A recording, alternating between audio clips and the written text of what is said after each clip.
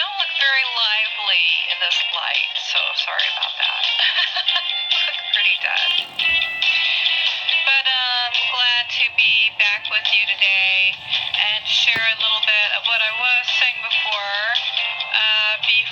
I did so get cut off by a dead battery when I was almost done working through a video to share with you. But that's okay. Feeling a little bit of my oomph and energy back, a little bit, after 3 rounds of antibiotics.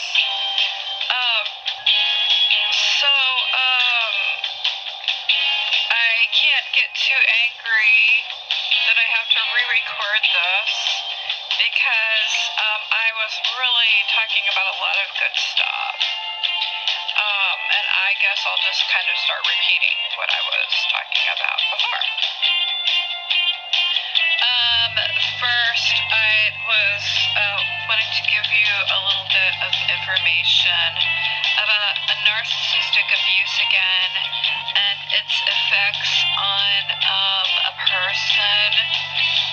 A lot of good information rolled out on my tongue so far, so I'm going to try to do it again. Hopefully my tongue doesn't get too tired. But,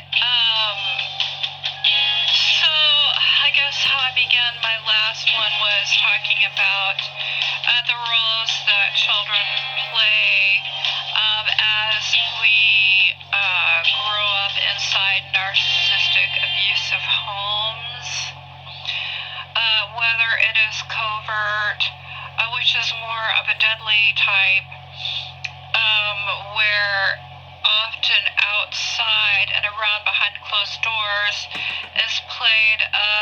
can be played a very normal type of a person, man or woman, where they can put that mask on and be very charming and such.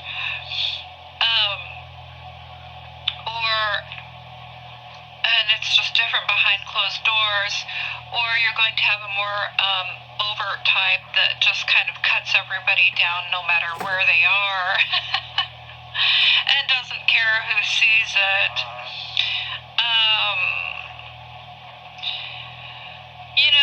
There are a lot of different types of narcissists, but I just give kind of what I'm learning on here myself and what I'm going through. It can be very sad to listen to, but I know that I myself can get motivated and inspired and comforted by listening to some of these tapes online. When it comes to you're feeling alone, you're not getting any help around or understanding of what's really happening in your life, and you can often feel like every day is a nightmare, every day is the twilight zone, and you don't know why. I was kind of getting carried away, although I do often talk about what's going on in my own life and my own recovery as I learn better boundaries, being a part of a support group that I've joined and a therapist in my area, which understands a little bit about how narcissistic abuse works and domestic abuse.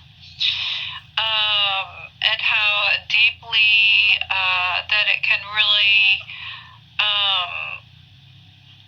come out and unmask itself as we create more boundaries. Often it is part of the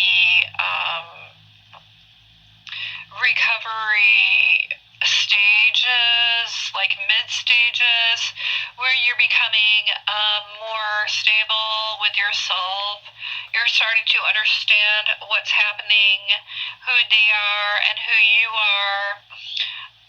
Either if you're classified as a scapegoat, more of a sensitive person that could see through whoever it was, usually begins in families at a young age.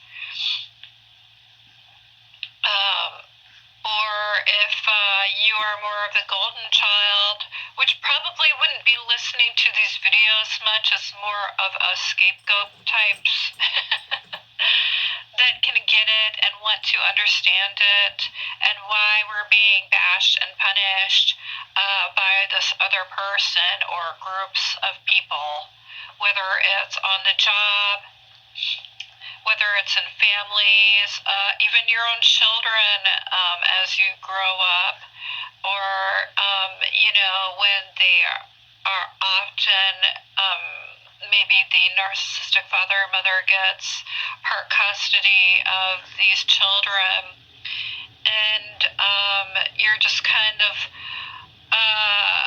left out, where you were looked up oftentimes as the bad guy, and you were all your life conditioned that there was something wrong with you, and that you were punished for ever speaking up for yourself, whatever it may be.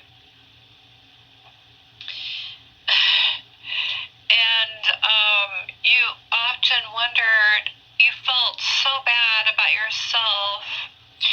And I find myself in this position right now with my own family, as I still kind of swing in and out of an environment where I no longer really wish to be a part of, and have created boundaries away, but have fallen back again in a place where I still have to be in contact with these people, work-related, and so forth. I really wish I could bring my other video back because it was awesome. I had so much information in it about, this is just so much, and then my head is starting to hurt. So I'm going to try to get through this. Oftentimes, when we are children, there is the golden child that is usually the firstborn, that is very idealized, and they often become narcissists themselves through life, and they often have to live up to these people's expectations, which are just absolutely unreal. I'm not jealous of this person, but it can be also hard to be a scapegoat, where you're a more sensitive being and you have a more sensitive heart, where oftentimes we are beaten even more on and used as emotional punching bag, or mental punching bag for these abusive types with personality disorders.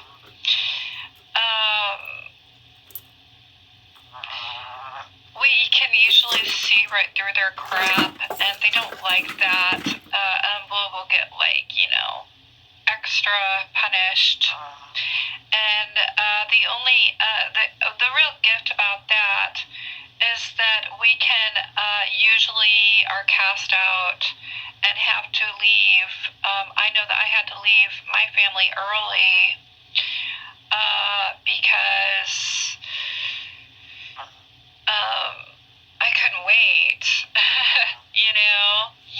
and although it's scary to be out there, I think we learn a lot of different things. We learn to be independent, young.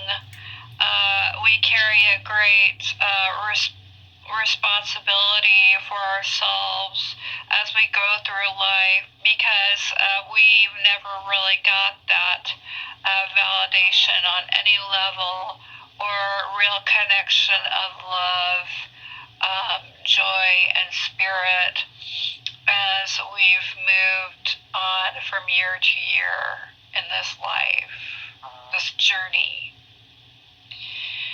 So, amazingly enough, if we're lucky, we find other people like us. And empaths, I think, really grouped together can be really blessing, because you can really feel the power of true love emerge.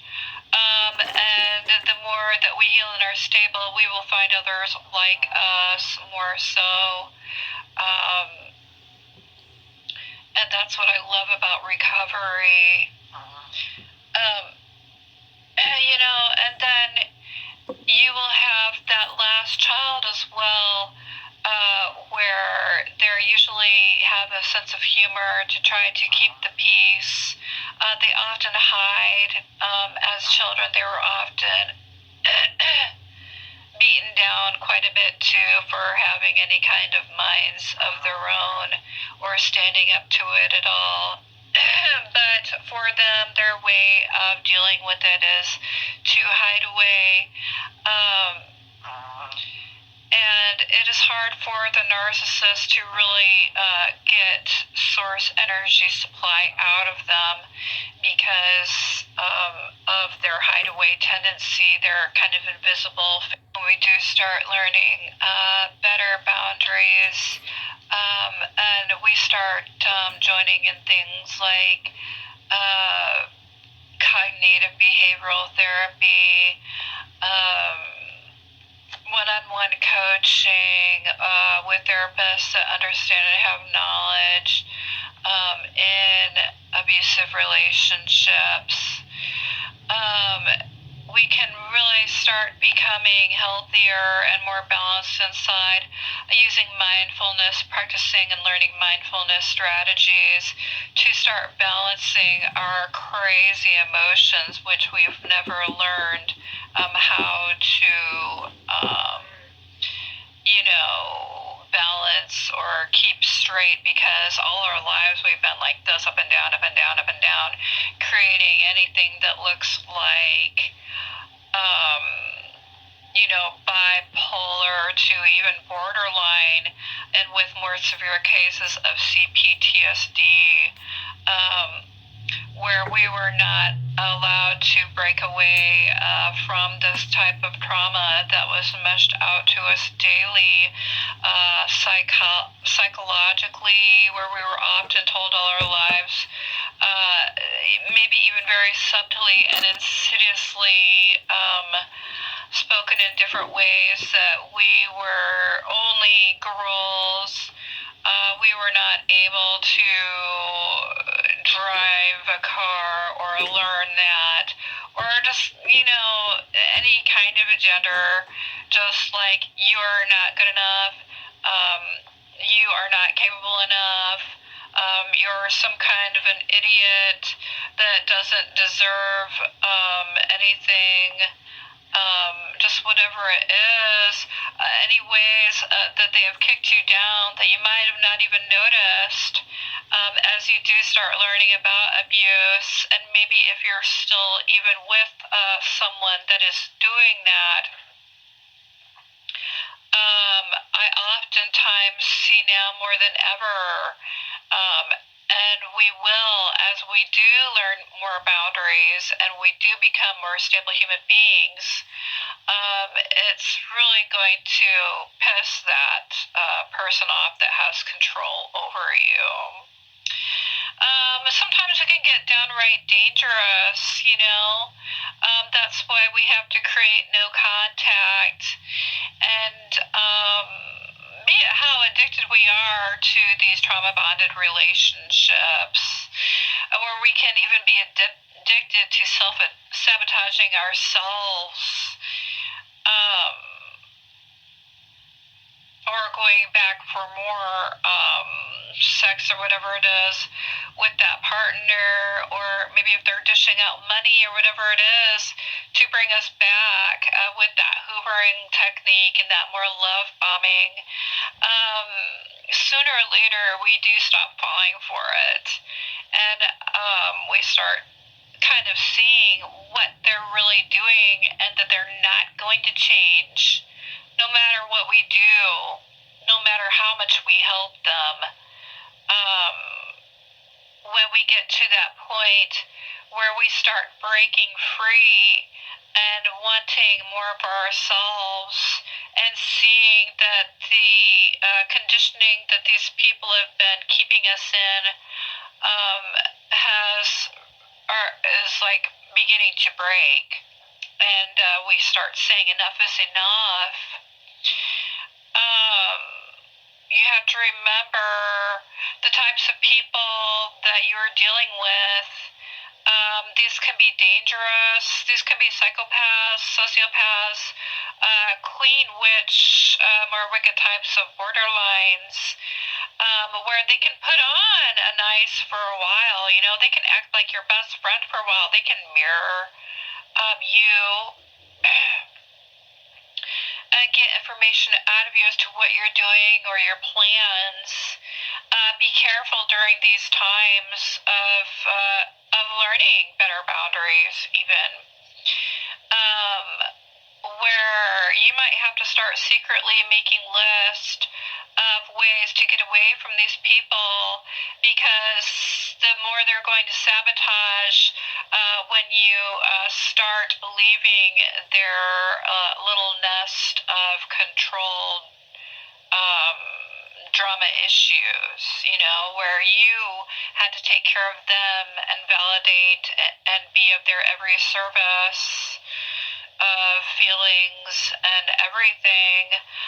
Maybe you are a source of many things to these people, and when you start pulling that source away, they really have to have that. That is their main point in life, really. Their ultimate addiction and need, like a vampire, to suck away all the source that they can, because they cannot provide it for themselves, any kind of true emotional happiness or satisfaction,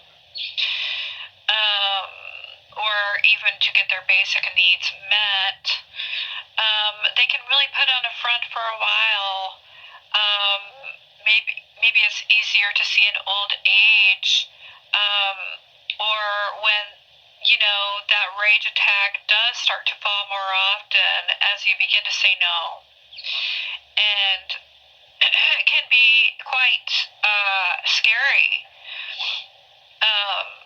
I know right now the main narc in my life, which happens to be my father, has kind of followed me into a business, and I know that I have to make like even plan C, you know, that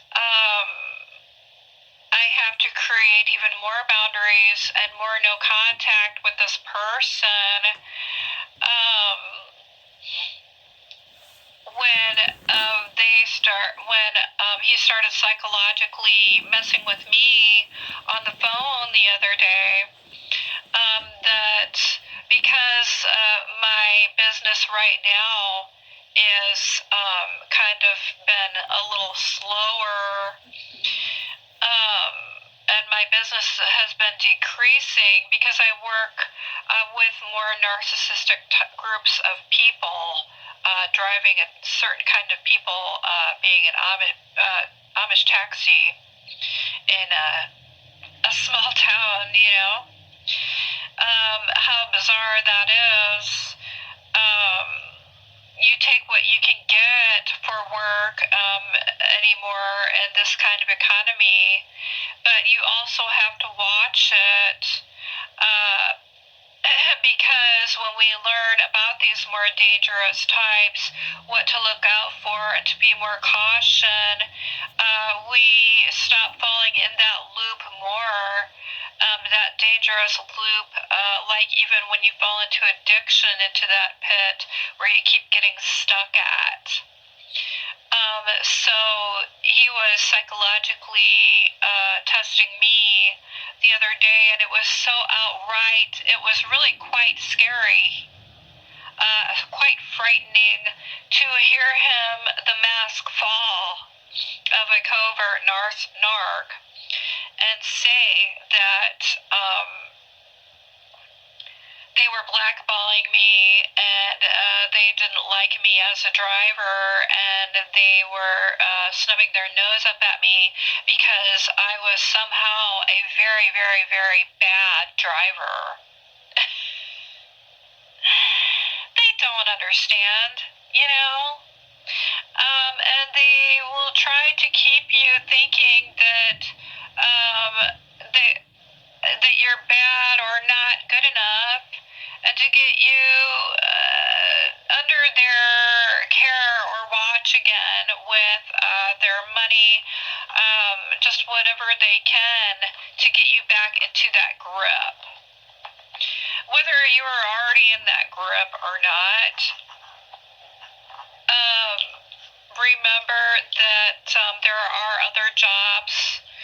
Like I think I was saying in my last video, that there are smaller jobs that you can take until maybe you can establish something else, whether you have to grow something up from the root again or not, like with my coaching business here, and not tell them all that you are planning to do. Because the more angry they get and the more sabotaging they are, whether you're stealing your business or making everybody believe that, you know, you're not good enough to run this or that, or to be a good enough parent even to your children, whatever havoc that they're wreaking in your life, remember that you do not have to stay there. You do not have to stay around it. There are so many more options out there where you can be safe. You know, you can go work at McDonald's if you have to for a while. Start plucking and saving a little bit of money here and there until you can get out from there. Or go to a safe source for that money.